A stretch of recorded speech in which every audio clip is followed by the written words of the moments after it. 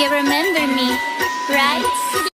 Hi everyone, welcome to Deepa Mantra. This is Divya, your host for the channel, and this is a reaction video.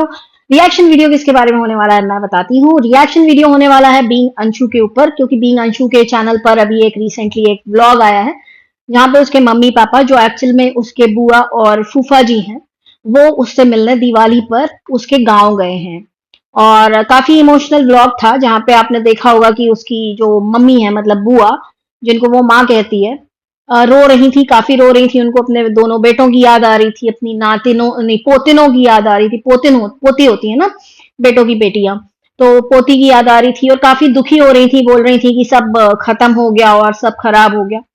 तो मैं जो इतने दिन से यही बोल रही हूँ कि सबका दुख अपने अपने जगह बहुत बड़ा है, ठीक है. कहीं ना कहीं आपको सबका दुख झलकते हुए नजर आएगा. लेकिन एक चीज जो मुझे थोड़ा सा अजीब लगी वो ये लगी कि आज भी हमारे जो समाज में है ना, बहू को बेटी का दर्जा देने वाले लोग बहुत कम हैं. अब आप बोलोगे कि आप तो सपना का आंख बंद करके साथ दे रहे हो. बिल्कुल नहीं, मैं ऐसा कुछ नहीं बोल रही. मैं तो ये बोल रही हूँ कि भाई, सपना ने और जो उसकी दोस्त है चकी, दोनों ने आधा आधा मैटर बताया और उसके बाद दोनों जन शांत हो गए, और इसलिए मैं भी शांत हो गई. मैंने कोई रिएक्शन वीडियो आगे नहीं बनाया, क्योंकि इनकम्प्लीट इन्फॉर्मेशन के साथ हमारा कोई शौक नहीं है वीडियो बनाने का. हमारा कोई शौक नहीं है कि हम जहां सपना रहती थी वहां कॉल करें या कुछ पता करें या एकदम इतना ही वाईटी में घुस जाए कि पहुंच जाए जहां पे वो रह के गई है. ठीक है, तो वो सब काम हम करते नहीं है. लेकिन यहाँ पर जो मुझे दिखा, जो लोग उसके जो है सपना के फादर इन लॉ और मदर इन लॉ को बिल्कुल क्लीन चिट दे रहे हैं कि भाई वो बुजुर्ग हैं तो ये वो. मैं भी बहुत इज्जत करती हूँ, बुजुर्ग हैं कोई बात नहीं, बहुत इज्जत है उनके लिए भी. उनका भी दुख बहुत बड़ा है, दो जवान बेटे खोए हैं उन्होंने.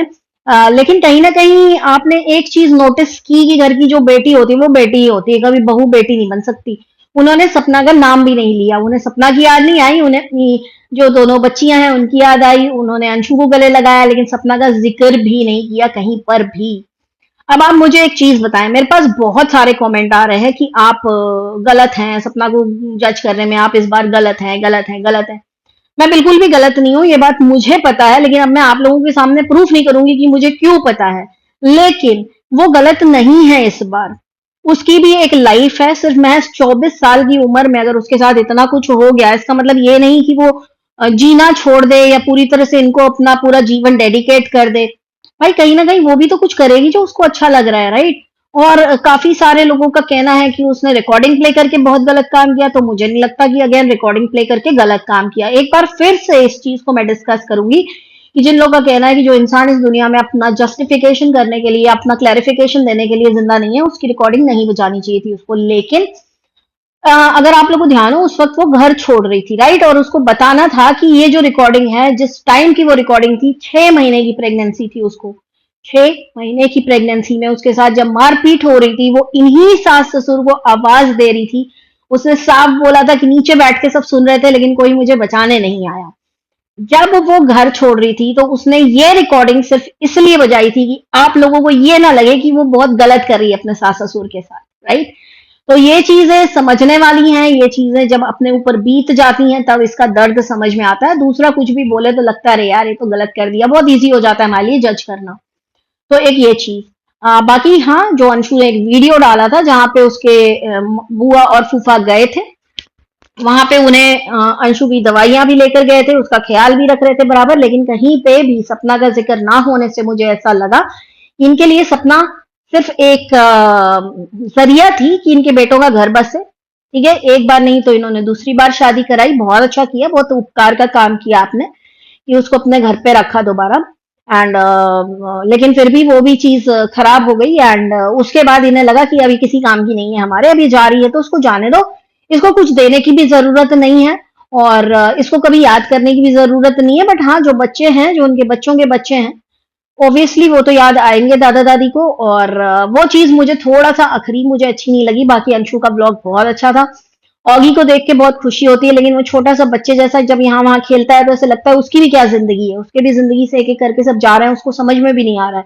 तो उसके लिए मुझे बहुत दुख होता है. बट उसको खुश देख के बहुत खुशी हुई. और दूसरी चीज, बहुत सारे लोगों ने मेरे से कमेंट में पूछा था कि सब लोग एक ही इंसान के लिए गलत हो तो वो इंसान सही कैसे हो सकता है. तो यहाँ पे जवाब ये है कि जब जिंदगी आपका इम्तिहान ले रही होती है ना, तो आपके लाइफ में सबको गलत कर देती है. क्योंकि कहीं ना कहीं वो आपको एक ऐसी जगह ले जाके खड़ा करना चाहती जहां पे आप अपने लिए कुछ कर सकें, अपने पैरों पे खड़े हो सकें, स्ट्रांग बन सकें। ऐसे टाइम पर या ऐसे मोमेंट्स पे जिंदगी में आपसे जो मिलेगा वो इंसान गलत ही होगा। और ये जो ट्विस्ट एंड टर्न्स है ना, ये जिंदगी के ट्विस्ट एंड टर्न्स हैं। It's not that easy to understand. जिनको पता होएगा कि क्या कैसे होता है, उन्हीं को पता होएगा, वही लोग ये चीजें समझ पाएंगे। बाकी ये कहना कि सपना के लाइफ में सभी गलत हैं, अंशु को उसने कभी गलत नहीं बोला। अंशु एक छोटी बच्ची है, उसके पास उसको जो बोला जाएगा वो करेगी, क्योंकि वो अभी डिपेंडेंट है अपने बड़ों के ऊपर। अभी तक अपने पैर पे खड़ी नहीं हुई है वो लड़की, और वो अपनी लाइफ को संभालने की कोशिश कर रही है।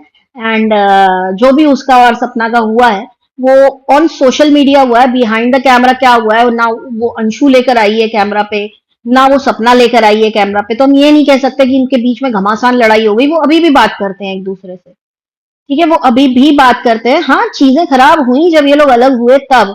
क्योंकि क्या होता है, जब आप किसी को बहुत प्यार कर रहे हो, वो आपसे अलग होकर के नॉर्मल दिखने की कोशिश करे, तो आपको लगता है कि यार ये बंदा ऐसा कैसा हो गया, ये मुझे मिस नहीं कर रहा है, या इसके चैनल पे ऐसे कमेंट आ रहे हैं। तो एक माइंडसेट ऐसा हो जाता है कि ये भी मेरा दुश्मन है। तो जिस वक्त इंसान के लाइफ में ऑलरेडी बहुत सारे गलत लोग हैं, उसको हर इंसान गलत ही लगता है।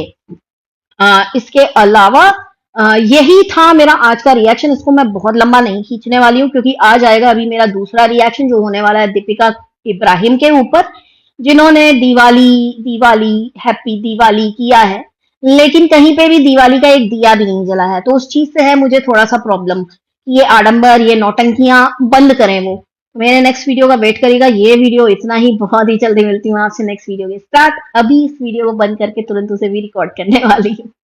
और हाँ, वायरल फीवर हो गया है, बोलने की कोशिश कर रही हूँ। गला बहुत खराब है, खांसी है, जुकाम है, बुखार था रात में, अभी बुखार उतर गया है। मिलती हूँ आपसे नेक्स्ट वीडियो के साथ। तब तक के लिए take care and stay blessed. I love you all. जय महाकाल।